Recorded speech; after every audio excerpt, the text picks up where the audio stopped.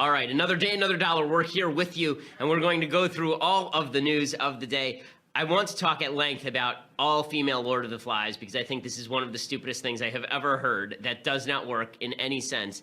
First of all, there already is an all-female Lord of the Flies. It's called The View, and it blows. It's awful. But we will talk about all of the things Lord of the Flies related, plus we'll talk about Trump talking taxes and the left's bizarre reaction to Hurricane Harvey, or at least a few people on the left. But before we get to that, I first want to say thank you to our sponsors over at Birch Gold. So, do times seem uncertain and chaotic? If they don't, it's because you're not watching this show. Because the fact is the times are uncertain and chaotic, and that's why you need to invest at least some of your resources in precious metals. That's where Birch Gold Group comes in. They have a long-standing track record of continued success, thousands of satisfied clients, countless five-star reviews, an A+ rating with the Better Business Bureau. Contact Birch Gold Group now, and you'll receive a free information kit on physical precious metals. It's a comprehensive 16-page kit showing how gold and silver can protect your savings, how you can legally move your IRA or 401k out of stocks and bonds into a precious metals IRA.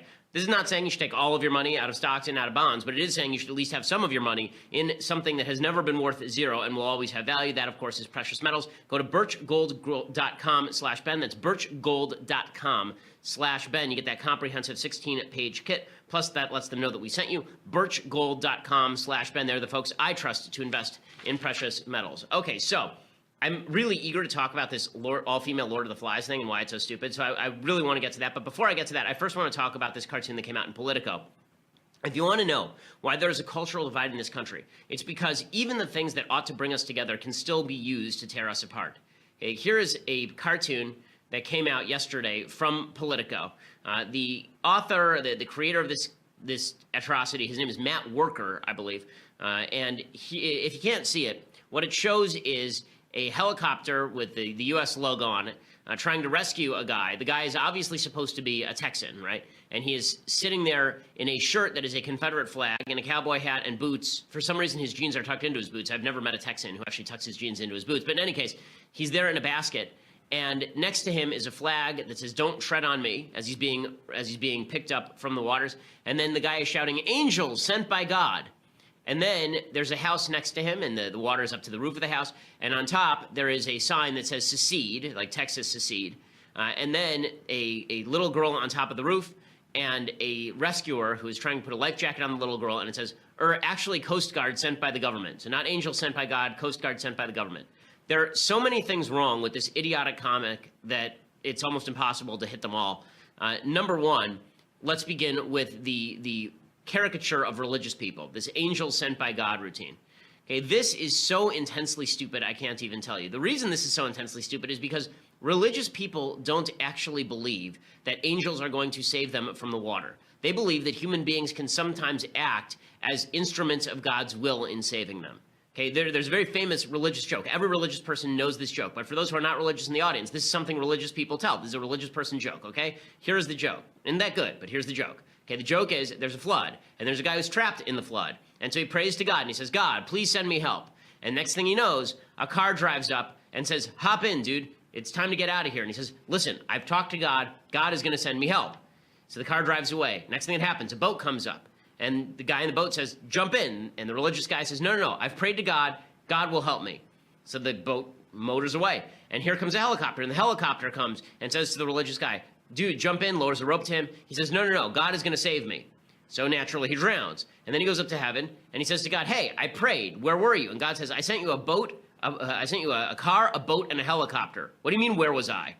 Okay, that's how religious people actually think of this sort of thing. So this idea that it's angels sent by God, like they don't understand that it's actually the Coast Guard. It can be both the Coast Guard and also human beings can act as angels in times of need. In fact, little known fact about Hebrew that our non-Jewish friends probably don't know, the word for angel is malach in Hebrew. The word for messenger in Hebrew is malach. So human messenger and angel are the same exact word in Hebrew. Okay, so it just demonstrates there's an identity here. Human beings can act as messengers of the Lord, even when they are acting in pursuit of their everyday duties. So this idea that we're all just a bunch of religious morons is ridiculous. Second of all, the idea that this guy's wearing a Confederate shirt, and that means obviously that he must be a racist redneck. It's worth noting that the precincts that have been flooded in this hurricane voted for Hillary Clinton overwhelmingly. overwhelmingly, they voted for Hillary Clinton. In fact, the state of New Jersey voted in fewer numbers for Hillary Clinton than these districts did by percentage. So it was a bunch of Democrats getting hit by this hurricane. So they're ripping on the people of Texas as though they are uniformly Trump voters. Not even true. Okay, finally, when it says it's the Coast Guard sent by the government, how dare people in Texas think that they want to secede? Okay, let's be clear about this. The vast majority of resources that are being brought to bear in Houston are local and state. They are not federal resources. Federal resources provide the vast minority of support. That means that even if Texas were to secede, do you think they really wouldn't have any sort of Coast Guard facilities? Texas is a very wealthy state. Texas has its own nuclear weapons in the Air National Guard. The idea that Texas is going to, I mean, they're under federal auspices, but still, the idea that Texas is going to go completely broke if it were to secede, they wouldn't be able to rescue their own citizens, is absolute nonsense, considering the people who are actually rescuing their citizens are folks who are working for the state of Texas. And just because you believe in state sovereignty, just because you believe in state power under the Constitution, does not mean that you're against the government helping you out with your own taxpayer dollars. I mean, that's why we pay for fire services. This is why we pay for the police. So this cartoon is so stupid in every way, but what it's really designed to do is suggest that Texans are just a bunch of loon bags who don't understand the beauty of government. If they just understood the power of government and the beauty of government, then they would get behind a bigger, stronger government and spend more money, and they wouldn't be these crazy Trump voters that they are. That's what this cartoon is supposed to mean. It's cruel, it's nasty, and it's stupid all at once. It's especially stupid because the fact is that how are Texans acting during this? They're not sitting around waiting to be rescued. This is a picture tweeted out by a radio host named Michael Berry. This is the 12. This is a picture of a bunch of people in Texas in line. Can we grab that? It's okay. There it is. Okay, so you can see this giant line of people. Is that giant line of people waiting to get services? Is that a giant line of people at a food bank? No, it turns out that these are a bunch of people in the center of Houston who are waiting in line to volunteer. Look at the size of that line. Hundreds of people waiting in line to volunteer. Those are the people that this idiot asshat, Matt Worker, is ripping on in Texas. Okay, those are the people of Texas. Those are the people who are helping each other out. Now, Charlie Hebdo did exactly the same routine, except more blatant. Charlie Hebdo, which is, at least they're equal opportunity offenders. They went after Muslim, Mohammedan, and Islam in such a way that they ended up as the target for a terrorist attack a few years back, as you recall. Charlie Hebdo ran a cartoon that showed a bunch, it says, Dieu existe. I don't speak French, so I assume that means God exists. And they are celebrating the flood because it's a bunch of people, you can't see it, but I'll describe it to you. It's a bunch of hands going up in the Heil Hitler salute and a bunch of Nazi flags that are halfway underwater. So it's a bunch of Nazis who are drowned. It says the cover of the magazine is totally captioned, God exists. He drowned all the neo-Nazis of Texas. Again, the districts were a bunch of Democrats. Second, the people of Texas are not neo-Nazis. This is insane. The racial makeup of the city is not, let me give you the racial makeup of the city of Texas according to the census of 2000. Okay, it's 49.3% white, which includes Hispanic. Okay, 25% black or African American. So that means that this is one of the most diverse cities in America, and they're saying that it's a bunch of white supremacists. But again, the left stereotypes have no end here, and they're really quite horrifying and disgusting. And you wonder why people react by saying that they'll vote for Trump. It's because they're reacting to stupidity like this. It's because they're reacting to grossness like this. Okay, so the truth is that the vast majority of people are not reacting well to these sorts of cartoons. Even the left was a little upset with Politico revealing the hard left's biases. Charlie Hebdo's cartoon is not going over like gangbusters, but it does demonstrate the cultural stereotyping that goes on of people in Texas, that everybody thinks that people in Texas are a bunch of rednecks outside of Texas, and that cultural divide is getting worse, not better. I mean, to the point where when Chris Pratt, the actor, said at one point that Hollywood doesn't do a good job of appealing to blue-collar Americans outside the major cities, and he was ripped up and down by the left and then forced to backtrack. It's true. Hollywood does a horrible job of demonstrating what it is for people who live outside the major cities, because the vast majority of people who populate our pop culture are folks who are from major cities. They're people from LA. I've lived here my entire life. People from New York, people from Chicago. They mostly come from big cities. The myth of the person who comes from Kansas and hits it big in Hollywood, it happens, it's true, but the vast majority of people who work in Hollywood are from Hollywood. The vast majority of people who write are from New York or Hollywood. The vast majority of people making our entertainment are like that, and that's why they have such scorn for people that they've never met halfway across the country who are suffering at this time. Okay, so with that said, I think that also demonstrates, now I get to talk about my favorite subject, the all-female Lord of the Flies.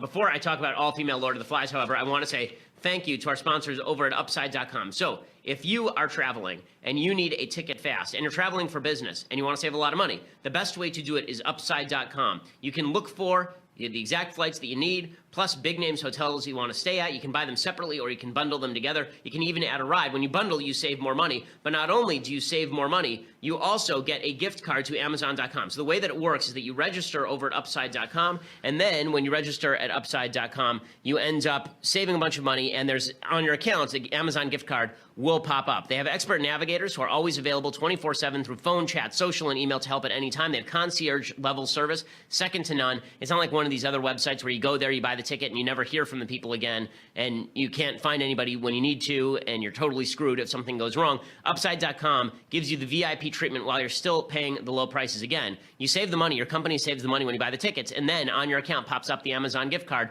that you personally can use, which is super awesome. When you use promo code BEN, you are guaranteed to get at least a $100 Amazon.com gift card on your package purchase with minimum purchase. So go over to Upside.com and use the promo code BEN. You're guaranteed to get at least a $100 Amazon.com gift card on that package purchase. Again, use the promo code BEN. You get that $100 gift card, and of course, you let them know that we sent you. Okay, so here is what we know about, when I say that Hollywood is out of touch, I mean that Hollywood is seriously out of touch. They're planning a movie that makes no sense, the all-female Lord of the Flies. Why do I think this is important? Because I think that it is important to understand that the left's perverse and weird notion of what exactly men and women are, boys and girls, is exactly that. It's weird and perverse. So if you actually read Lord of the Flies, it is a book about boys becoming men. It is a book about what happens to boys in the absence of civilization. It is a book about the violent nature of particularly men. And it's funny that they'd want to do an all-female version of this, because the fact is that one of the things that feminists are constantly ripping about men is that men are violent, right? This is the routine we got from Hillary Clinton, that if Hillary had been elected president, there would never be another violent thing that happened ever, because all wars in history have been men. You get that routine from the feminists all the time, but now they want to do Lord of the Flies, which is based on physical violence being done between groups. I guess that now that they've done the all-female Ghostbusters, and that was such a smashing success and such a horrible movie, and now Scott McGeehee and David Siegel have made a deal at Warner's to direct a new version of Lord of the Flies. They plan to be faithful to the novel with one major twist. The young students stranded on a remote island who descend into a savage social order will be girls. And so here's what they say. This is quoting Paul Bois over at Daily Wire. David Siegel says, "We want to do a very faithful but contemporized adaptation of the book." First of all, why would you have to do a contemporized adaptation of the book? It's literally a bunch of boys stuck on an island. Does that need a lot of updating? It's not like you're updating Shakespeare or something and you have to update the language. It's not like there are a bunch of cultural totems in Lord of the Flies. Literally, there is a conch shell. That is the entirety of the props in Lord of the Flies. Okay, there's like a pig head. That's pretty much it. I guess they can have Lena, they're the glasses, that's true. Thank you, Taylor. I guess that you could theoretically cast Lena Dunham as Piggy, which might make some sense. But David Siegel says, "We want to do a faithful but contemporized adaptation of the book." It says, "It is a timeless story that is especially relevant today with the interpersonal conflicts and bullying and the idea of children forming a society and replicating the behavior they saw in grown-ups before they were marooned." That really is not what the book is about. The book is really not about that. If you've read the book is really not about them imitating the adults. The point of the book is they get to the island and they realize there are no adults here. We can do whatever we want. That is the first 3 chapters of the book. Have they even read it? The entire point of the book is that man without civilization descends into anarchy and violence. That's the entire point of the stupid book. And the book isn't stupid, but this is ridiculous. McGeehee says, "The subject matter is aggressively suspenseful, and taking the opportunity to tell it in a way that hasn't been told before, with girls rather than boys, is that it shifts things in a way that might help people see the story anew. It breaks away from some of the conventions, the way we think of boys and aggression." We don't think of boys and aggression. Boys are aggressive. Okay, I have a girl and I have a boy. The girl is 3.5 years old. She is calm. She is delightful. She is not aggressive. I have a boy who is 1.5 years old. I love him very much. He is awesome. He also will beat the living crap out of you if you cross him. Okay, he's a boy. That's what they do. That's just what they are. People still talk about the movie and the book from the standpoint of pure storytelling. It is a great adventure story, real entertainment, but it has a lot of meaning embedded in it as well. We've gotten to think about this a while as the rights were worked out, and we're super eager to put pen to paper. So they say this is just ridiculous. Okay, a few things about this that are particularly ridiculous. First of all, boys and girls are not the same. This is one of my pet peeves in film. is one of the reasons I think I said on the show, Atomic Blonde failed. I think the reason Atomic Blonde failed is because the character could have been a man and there would have been no difference to the story at all. Like legitimately down to the seduction of a woman. Like there's literally no difference in Atomic Blonde between her being a man and her being a woman. Any movie where there's no difference in the main characters, like an action movie that actually implicates the differences between men and women, any movie that focuses on men and women being exactly substitutable, being exactly the same, it just does not work that way. It doesn't work for the viewer because the viewer knows there are differences between boys and girls. Here's the fact, okay? The movie would not work in any real sense because girls do not act the same as boys. Quick question for you. How many physical fights, not like yelling at each other and then crying on the phone fights, like physical fights have most girls been in? Most girls have been in very, very few physical fights, if any. The vast majority of girls that I know haven't been in any physical fights. How many fights have the vast majority of boys been in? The answer is probably greater than 5. Boys, particularly young boys, fight with each other all the time. They have physical fights with each other. Their violence is their arguments escalate to physical aggression in short order in a way that girls don't. Girls don't sit around smacking each other in the face, okay? That's not what girls do. When I was in law school, there was a group of guys who would legitimately go to bars, get drunk, and sock each other in the balls. This was like their way of having fun, okay? The idea that girls, like, I've never heard of girls doing this, okay? Guys are much more aggressive than girls, which is why guys join the army and murder each other. This is why the vast majority of murderers in every culture in history have been men. The idea that women and men are exactly the same is stupid. They don't even group the same way. You know what would happen if a bunch of girls got stuck on an island together? First of all, they would actually share and talk about their feelings because they like that stuff. Guys don't like that stuff. Half of the beginning of Lord of the Flies is the guys don't want to share feelings, and Piggy wants to share feelings, so they murder him. Okay, so that's legitimately what happens in the book. If a girl tries to share her feelings in an island with a bunch of other girls who are just shipwrecked, they will sit around and bond over this. That's what they will do. Okay, beyond that, girls don't tend to break into giant groups. They don't break into giant tribes. There have been studies that have shown this. There was one from the National Institute of Health that came out just recently. And what they found is that girls actually like to get together in sort of best friend forever circumstances. They have a very close-knit circle of friends, right? They have girls will have their best friend, and that's it, right? Guys will get together in packs, and they roam around in packs. That's what they do. Because guys are basically just chimpanzees, like male chimpanzees. They walk around in packs. That's what happens in Lord of the Flies. They break down into packs, and then they fight each other. Because men are looking for physical safety from other men, and so they band together to provide that physical safety for one another. Girls, in the absence of guys, are not deeply worried about other girls physically attacking them, and so they only need somebody with whom they can spiritually and mentally bond. That's what they are looking for. This is why guys don't understand girls and girls don't understand guys. When guys get angry and when guys get upset, guys get silent. When girls get angry and upset, they get very talkative. Okay, girls actually want to talk about their feelings. They want to talk about what's upsetting them. Guys tend to go quiet, and then girls are like, why won't you talk to me? It's like, because this is what guys do. Guys and girls are largely, this doesn't mean every guy and every girl. These are generalizations, but these generalizations exist for a reason and are scientifically backed. Okay, there's a study conducted by researchers at the National Institute of Mental Health and Georgia State University, and what they found is that girls, again, like to get together in one-on-one relationships with BFFs, and boys are more attuned to group dynamics and competition. That's not something that girls are that interested in engaging in. Beyond that, boys don't like sharing, right? Girls like sharing.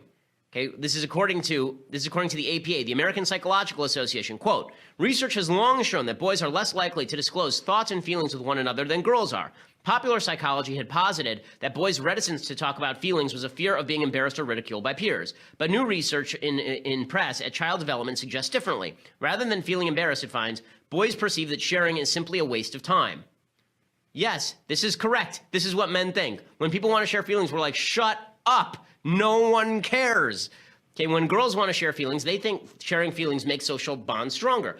Girls are right on this and guys are wrong, but guys are right that if you spend all your time sharing your feelings, nothing gets done. Okay, but this is why you have societal breakdown in Lord of the Flies, because it's not a bunch of guys sitting around and talking about how sad it is that some of their friends just drowned and how they wish they could get back to civilization and how much they miss their parents. It's a bunch of guys going, I don't want to talk about that crap. Let's go kill a pig. Right? That's what Lord of the Flies is. So the reason I'm upset about this is, once again, Hollywood is trying to promote this idea that boys and girls are the same. Boys and girls are not the same, and people who say that boys and girls are the same are super, super stupid in every possible way. Boys and girls are not the same. Boys can't become girls. Girls can't become boys. There are some boys who tend toward more feminine behavior and some girls who tend toward more masculine behavior, but on the whole, there are massive differences, and just plopping girls into boys' roles doesn't do the trick. It's so annoying. I mean, can you imagine, like, how about an all-male beaches? Right? I mean, as long as we're going to be just substituting sexes, how about we just do all-male beaches, you know, with, like, Bette Midler? How bad would that movie be? Right? About as bad as an all-female Lord of the Flies.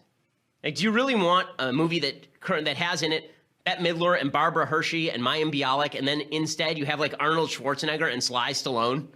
They're just sitting around talking about their feelings, and then there's a picture on the piano of Arnold Schwarzenegger and Sly Stallone in the poster for the film. Yeah, I didn't think so either. God, people, can we understand that human beings like watching human beings act like the actual human beings that they see in real life?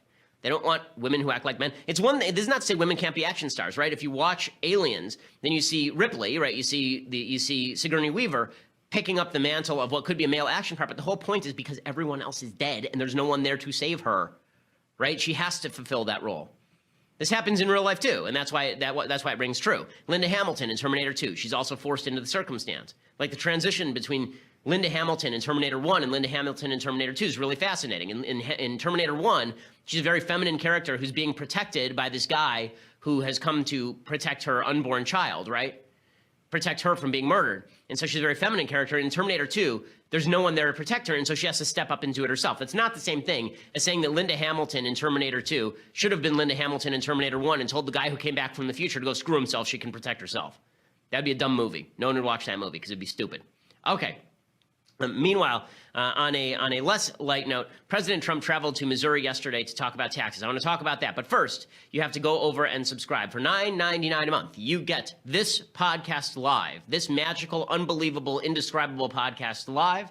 You get it later without commercials. You get it on video. Plus, you get Michael Knowles' interminable show. You get that in about an hour or a couple hours, I guess, 12:30. You get Andrew Klavan's show coming up at 10:30 as well. Both of these are excellent shows, and you should go watch them and subscribe for $9.99 a month to do so. Also, if you want the annual subscription, then you get this, the very finest in all beverage-carrying vessels, the Leftist Tears hot or cold mug. You may have been told by others that it is not up to snuff. Their names may rhyme with Fleven Clowder, but that does not mean that what he says is true. That is fake news. This is the greatest mug available. This tumbler, it's spectacular. And you get that with an annual subscription of $99, which saves you a lot of money off the $9.99 monthly subscription. Do a little math. You saved $20 if you actually get the annual instead of the monthly. You see, I just did that in my head. Amazing. You get all that. Okay, so if you just want to listen later, go over to iTunes or SoundCloud, subscribe, leave us a review. Always helps us with the rankings in iTunes, and we appreciate it. We are the largest and fastest growing conservative podcast in the nation by a long shot.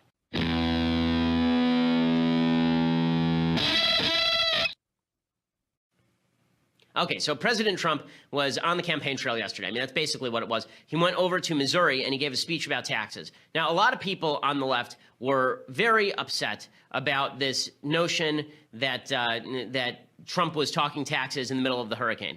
I know people on the right did some of the same stuff with Obama. Do I think it's a huge deal that he made a speech on taxes in the middle of the hurricane? I don't. Do I think he should have delayed it? Probably. It seems like a little, not untoward so much, but just it doesn't seem like great timing. If you want to make headlines about taxes, don't do it in the middle of the worst natural disaster, in one of the worst natural disasters in the history of the country. But do I think it's a huge deal? I really don't. Trump demonstrated some of that fabled empathy that the media says he has none of in his speech in Missouri. Here's what he had to say. I was on the ground in Texas yesterday to meet with Governor Abbott, who is doing, by the way, an incredible job, and local officials so that we could coordinate the very big and unprecedented federal response. In difficult times such as these, we see the true character of the American people, their strength, their love, and their resolve. We see friend helping friend, neighbor helping neighbor, and stranger helping stranger. And together, we will endure and we will overcome. Okay, all of that's fine. I don't see a huge problem with any of that. And of course, everything that he is saying there is fine and good. There are people saying he seems insincere. I hate this kind of analysis. I think it's really dumb. This kind of stuff where it's like, oh, we're going to read his brain. Okay, there's not like a huge amount of stuff to read there in any case. The idea that we're going to sit around reading, his emotions on Hurricane Harvey, I just find absolutely asinine.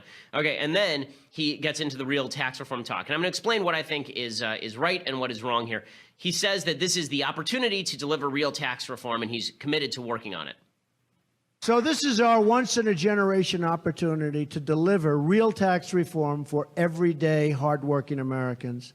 And I am fully committed to working with Congress to get this job done. And I don't want to be disappointed by Congress. Do you understand? Okay, so he's ripping on Congress, which is fully his prerogative.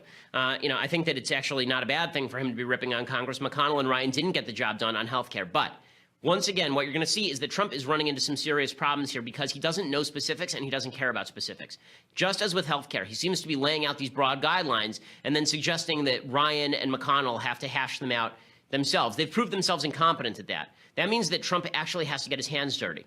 This is the problem with having someone who legitimately is not only not a policy wonk, he doesn't even have a bunch of people who surround him who are real policy wonks on taxes. Like, who's going to pitch this thing? Jared and Ivanka? Who's going to pitch this thing? Steve Mnuchin, who is a Democrat until 5 minutes ago? Gary Cohn, who's still a Democrat, as far as I know. So some of the stuff that he says about taxes, I think, is correct. I mean, he talks about getting rid of loopholes and complexity. He talks about lowering the competitive tax code. This is clip 4, where he talks about getting rid of some of the upper tax brackets on corporate tax rates. Second, we need a competitive tax code that creates more jobs and higher wages for Americans. It's time to give American workers the pay raise that they've been looking for many, many years.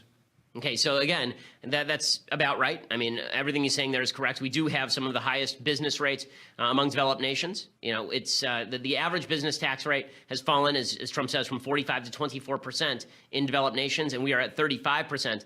Corporations pay a lot less than that in their effective tax rate, but that's because they're doing what everyone does. They're taking every deduction. They're moving jobs offshore. They are moving their money offshore. They are reverse merging with companies outside the United States. They don't have to pay American tax rates. So yes, we have to do all those things. He talks about his sort of theory of how we're going to bring about economic growth with tax cuts. Here's clip 5. We will lower taxes for middle-income Americans so they can keep more of their hard-earned paychecks, and they can do lots of things with those paychecks. And that really means buying product ideally made in this country. This is a theory that's often put out about tax cuts in general to the middle class. First of all, the middle class is not the hardest hit bracket by any stretch of the imagination by taxes in the United States. It is the upper class that is hit by the top tax brackets. They are destroyed by the top tax brackets. The top 5% of income earners, let me look up the exact statistics. They pay, I believe, something like 30% of all taxes. The top 1% is according to CNBC, not exactly a leftist source, a right-wing source. The top earning 1% of Americans pay half of federal income taxes for 2014.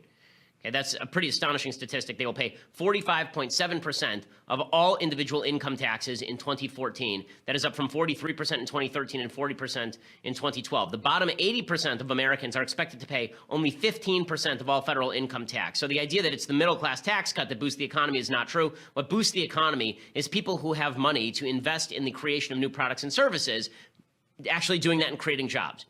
Right? We here at the Daily Wire have created an enormous number of jobs. Why? Because we have funders who are billionaires who decided to invest that capital in building a new company and trying to generate more profit. And in generating that new profit, that has made people who work for the company more wealthy. It's made people who work for the company more employed.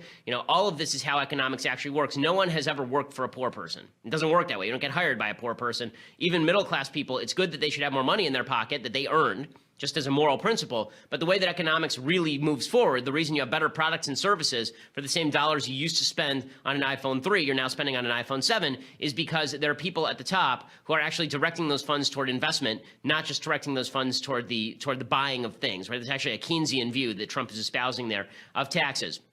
And Trump is using the tax issue to stump against Democrats. Here's Trump bashing Claire McCaskill, who's the senator from Missouri. So we have no choice. We must lower our taxes. And your senator, Claire McCaskill, she must do this for you And if she doesn't do it for you, you have to vote her out of office. The problem here is that Trump is not really going to take a leadership role with Congress, which is what he needs to do. He was elected on the back of the idea that Paul Ryan and Mitch McConnell are untrustworthy. They need to be led around like dogs with a leash, okay? They cannot be allowed to run the show. And yet Trump has basically abdicated and said to them, you guys handle it, and I'll just go out and stump for it. I don't think that's going to work here. I don't think that that's going to be an effective tactic. There are a bunch of people who are Trump supporters who are upset with him that if he's going to use his political capital, why is he using it on tax cuts in the first place? Ann Coulter has been going after Trump very hard. She says this is a tone-deaf speech. Why is he paying attention to Wall Street? Why is he paying attention to all of this? We'll explain why corporate tax rates need to come down in a second. But a lot of his base is not particularly concerned with this. And Republicans in Congress, it's a question as to whether they're going to get this together. Senator Mike Lee from Utah, he said, listen, if we don't get tax reform, we're dead. Of course, Republicans had been saying the same thing about Obamacare repeal, and they didn't get that either. The American people elected us expecting us to repeal Obamacare and bring about tax reform. We haven't repealed Obamacare. If we don't get tax reform done, we're dead. We might as well fold up our tent and go home. Okay, well, they keep saying that, except for the Democrats continue to suck at their jobs, so it almost doesn't matter what Republicans do in any of this. They can continue to stink at their jobs, and nothing major will happen. Now, what's interesting is that the Democrats, in stinking at their jobs, have come down along two lines. One version of the Democrats, they say, let's hold our fire. Let's keep our powder dry. Let's wait till Trump makes a big boo-boo, and then we can jump on him with both feet. And the other group of Democrats are the people who are still rabid over the last election, and they are interested in tearing down Trump every day. Dianne Feinstein, who's a much more clever Democrat than most of them, she's my senator out here in California. I think she's a garbage senator, but she's a clever woman. And here's what she had to say about President Trump that kind of shocked her own constituents when she was doing an event out here in California. Look, this man is going to be president, most likely for the rest of this term. I just hope he has the ability to learn and to change. And if he does, he can be a good president. And that's my hope. Okay, so she said she hopes he's a good president. This is anathema for a lot of people on the left, but she's smart. By saying this, it allows her to draw distance from him when he actually does something wrong. It sounds like she's propping him up, but she's just going to kick that crutch away as soon as it becomes convenient to do so. This is the smart version of what Democrats are doing. Here's the dumb version of what Democrats are doing. Richard Trumka, the head of the AFL-CIO, says that he would support Trump, except that Trump's a horrible, terrible, no good, very bad racist. You had two factions in the White House. You had one faction that actually had some of the policies that we would have supported on trade and infrastructure, but they turned out to be racist. And on the other hand, you had people who weren't racist, but they were Wall Streeters. Okay, so the idea that all the people he was trying to do business with, they were all a bunch of terrible, horrible racists. Again, it's kind of funny hearing this from a lot of these unions like the AFL-CIO. There are major union issues in the first part of the 20th century, and most of the 20th century, actually, in which the unions would not allow black people to join because they was considered a union against a lot of the freed slaves who were going to swamp the labor market. That's what the union was designed to do, actually. For example, the Pullman car strike in the late 19th century was designed to keep black people out of jobs. So it's funny to hear the unions talk about their lack of racism. Okay, so I want to get to some things I like and then some things I hate, and then I want to get to the big idea today, because today is a Thursday, which means we talk about a big idea. Okay, so let's do some things that I like. So the thing that I like today, I've been talking philosophy all week. I stumbled on this new podcast that's been featured over at iTunes, and I really, really enjoy it. It's called Philosophize This, and the guy who hosts it is not a university professor. His name is Stephen West.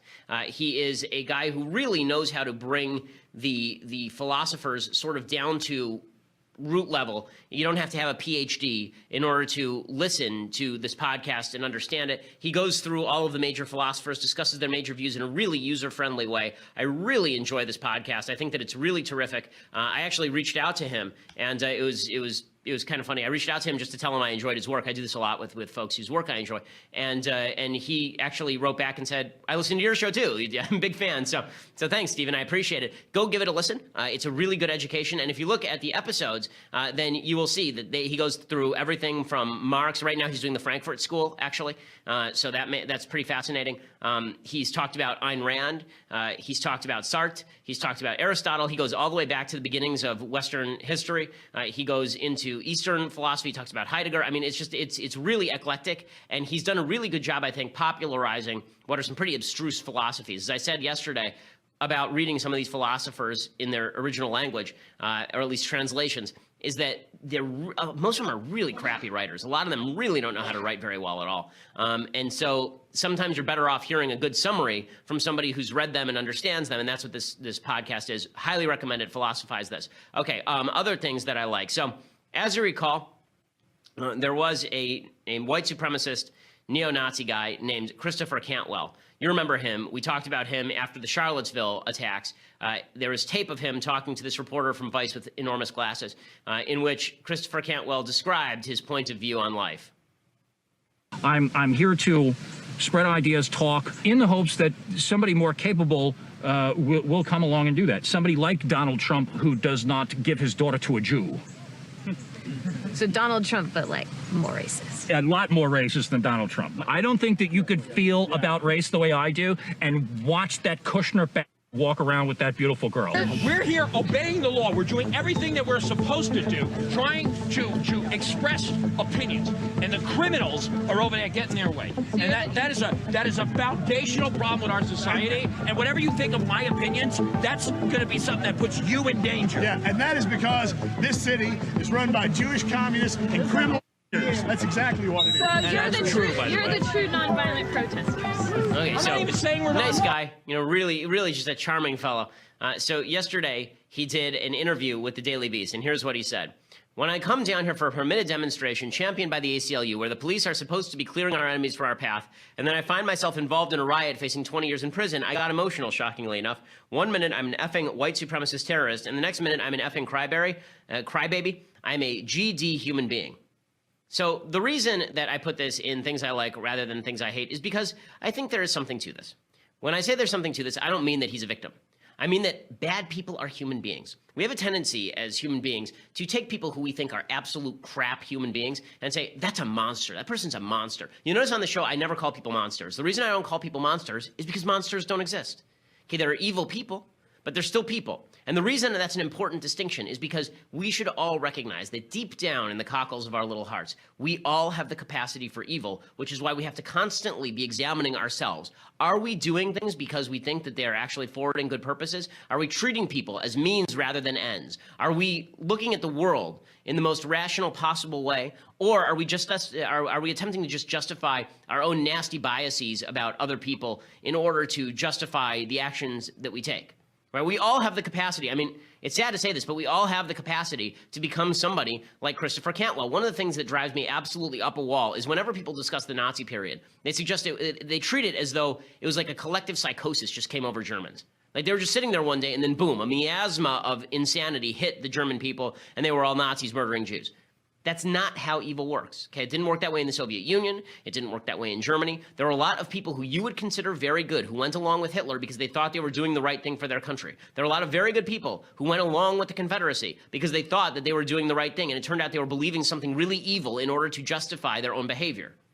Everyone has the capacity to be evil. Okay, this is the difference between the religious and, by the way, scientific worldview and the sort of post-Enlightenment rationalistic secular humanist worldview. The post-Enlightenment worldview of the secular humanist is that human beings were created to do good. It's only our circumstances, our social environment that has made us bad. If it weren't for that social environment, we would have the capacity to rise to the stars. The religious worldview says we are born essentially sinful creatures. There are limitations to our good, and we can try to overcome them. The Jewish view is that your good side and your bad side are basically fighting it out. There's something called the Yetzer Hara, which is your desire to do evil, and then there's your Yetzer Hatov, which is your desire to do good, and those are in constant conflict with one another. You know, that notion is a lot closer to the scientific notion of what human beings are. We are not blank slates, as John Locke actually thought. We are much more akin to the sort of pre-written vehicles that David Hume or Immanuel Kant talked about. These folks who thought that we were stamped with the imprimatur of nature and God, and that means that we are capable of both good and evil. We can all become this piece of garbage, okay? He is a human being. He is a human being. That's not a recommendation for him. It's a warning to us. Okay, the label human being isn't a recommendation of evil human beings. It's a warning to us that we can become evil human beings. So that's why I put this in things I like. Okay, time for a couple of things that I hate.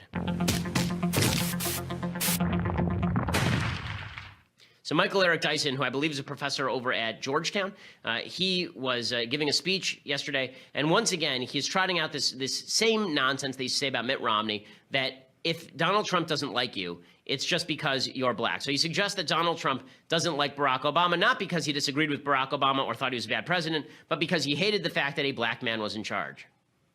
The reason we are here is to remind this nation that God is still on the throne. That no matter how much power you think you got, you ain't God. Now, let's be real. We ain't said much about it today, but we know part of the problem going on now is because one guy in office hated the guy who came before him.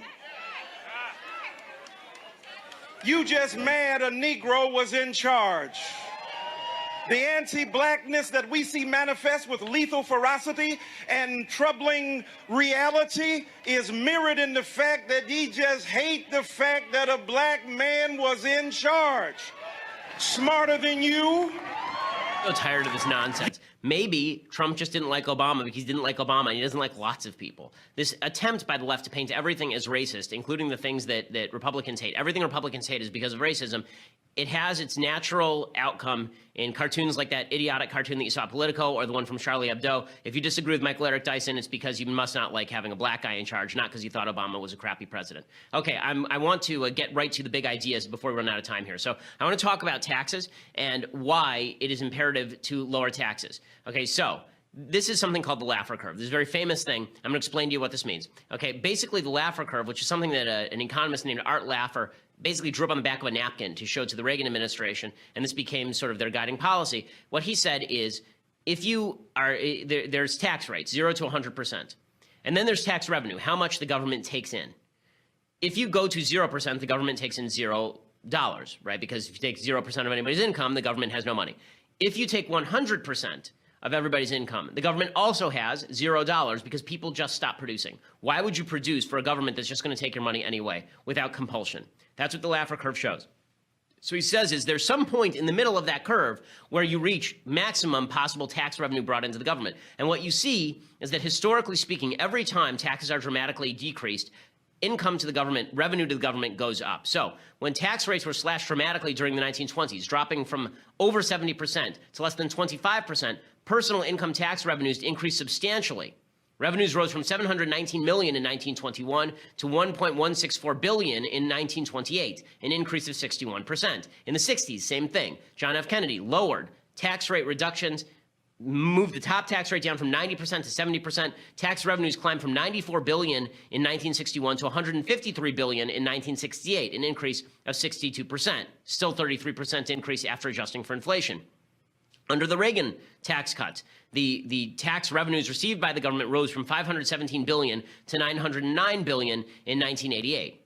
That's because of the Laffer curve, right? The idea is that we're too far over toward the right side of this chart. Well, if this is behind me, the left side of this chart, we're too far over toward the left side of this chart, and therefore we have to move back toward the place labeled T. And that's almost always true because the government is always going to be on the side of taking too much revenue, not too little. The problem with the Laffer curve is that people have begun using the Laffer curve as an excuse for what tax rates ought to be. Well, you see, a lower tax rate would be better because the government can then take in more money. Okay. The Laffer curve is a defensive argument for conservatives, not an offensive argument. The argument in favor of lowering taxes is not we want the government to have more money. The argument in favor of lowering taxes is that you deserve to keep your own money because you're going to use your money better than the government will. And then if somebody says, well, but that's going to lower the amount of money the government has to spend, then you say, well, no, not necessarily. If you move the tax rate down, the government can still take in more money because the economy grows as a whole. But people have started using this on the right as an offensive argument. You see, we should lower taxes because then the government can take in more money. The problem with this is that Democrats always have the easier argument, which is they say, well, what if we're actually below that point T? What if we just move the point T up? What if we just move the tax rate up? Because maybe we're actually on the wrong side of this curve. Maybe if we move the tax rate up, then we'll hit the point where we've reached maximum government revenue. So this is a defensive argument, not an offensive argument to be used. But the idea that lowering taxes inherently leads to deficits is not true long run. In the short term, it's true, because anytime you lower the amount of money that you're taxing from people, in the next year, you're going to get less money. But over the next 5 years, you'll get more money because the pie itself will expand. This is what they call dynamic scoring. When you hear people talking about Congressional Budget Office views of how the economy is going to go over the next 10 years, Democrats like to use what they call static scoring, assume that the economy stays exactly the same. And Republicans like to use dynamic scoring, assume that the economy is going to shift and grow as a result of the economic policies that we take today. So there's a little bit of background on the Laffer curve. So when you hear people talk about it, now you know what the Laffer curve is, why it's important, and what exactly it means. Okay, we'll be back here tomorrow with all the latest updates, and we'll do the mailbag. I'm Ben Shapiro. This is The Ben Shapiro Show.